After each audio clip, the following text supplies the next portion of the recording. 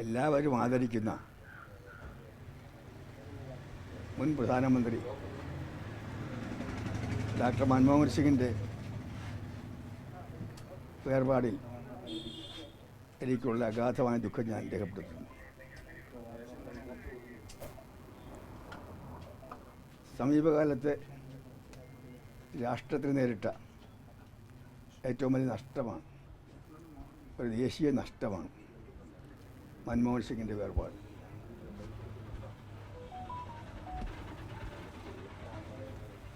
തകർന്നടിഞ്ഞ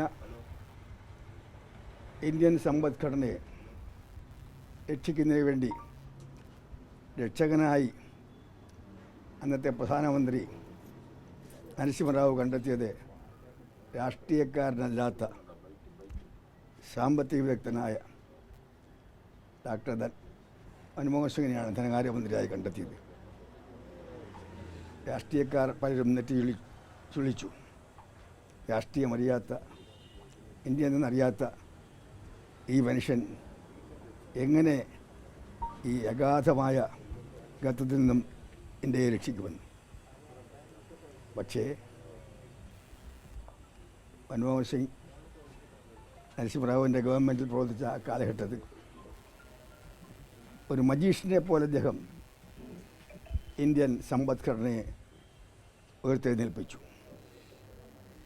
അതൊരു രാഷ്ട്രീയമില്ലാതിരുന്ന അദ്ദേഹം ധനകാര്യമന്ത്രിയായ അന്ന് തന്നെ ഇന്ത്യൻ നാഷണൽ കോൺഗ്രസിൻ്റെ അംഗത്വമെടുത്തു. അന്ന് മുതൽ മരണം വരെ കോൺഗ്രസിൻ്റെ അർപ്പണബോധമുള്ള, കൂറുള്ള, അച്ചടക്കമുള്ള ഒരു നേതാവായി പ്രവർത്തിക്കുകയും ചെയ്തു.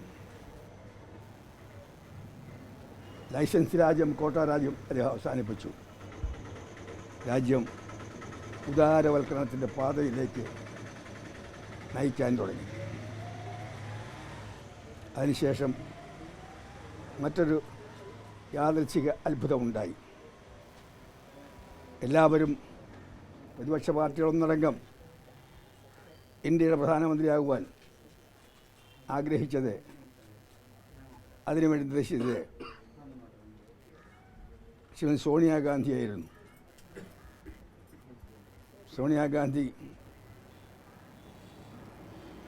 ആലോചിച്ച് ഉറപ്പിച്ചു, ഈ സ്ഥാനം എനിക്ക് വേണ്ട, ഈ സ്ഥാനം ഞാൻ ഏറ്റെടുക്കില്ല.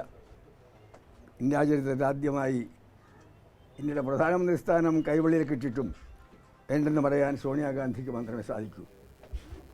സോണിയാഗാന്ധി പകരം നിർദ്ദേശിച്ചാരെന്ന് എല്ലാവരും, എല്ലാവരും ആകാംക്ഷാവൃതരായി കാത്തിരുന്നു. സോണിയാഗാന്ധി നിർദ്ദേശിച്ചത് ഡോക്ടർ മൻമോഹൻ സിംഗിൻ്റെ പേരാണ്. രണ്ടാമത്തെ നാടകീയത, രണ്ടാമത്തെ അത്ഭുതം. രാജ്യം തന്നെ പലരും തെറ്റിച്ചൊളിച്ചു. രാഷ്ട്രീയക്കാരനല്ലാത്ത ഈ പ്രധാനമന്ത്രി ഇന്ത്യയുടെ സങ്കീർണതകൾ, വൈവിധ്യം ഒന്നും അറിയാത്ത ഇദ്ദേഹം എങ്ങനെ ഈ രാജ്യത്തെ ഈ കുഴപ്പം പിടിച്ച കാലഘട്ടത്തിൽ മുന്നോട്ട് നയിക്കും? പക്ഷേ 10 വർഷത്തെ ഭരണം കൊണ്ട് അദ്ദേഹം ലോകം കണ്ടിട്ടുള്ള പരിണിതപ്പറ്റരായ ഭരണാധിപന്മാരിൽ ഒന്നാമത്തെ നിരയിൽ നിൽക്കേണ്ട ആളാണെന്ന് ബോധ്യപ്പെട്ടു. ലോക നേതാക്കന്മാർ പ്രതിസന്ധി ഉണ്ടാകുമ്പോൾ ഏറ്റവും കാതോർത്തത് ഡോക്ടർ മൻമോഹൻ സിംഗ് എന്തു പറയുന്നു? അവർ രാഷ്ട്രങ്ങളുടെ സാമ്പത്തിക പ്രതിസന്ധി ഉണ്ടാകുമ്പോൾ അവരെപ്പോഴും തൊടുന്നത് മൻമോഹൻ സിംഗിൻ്റെ അഭിപ്രായങ്ങളായിരുന്നു.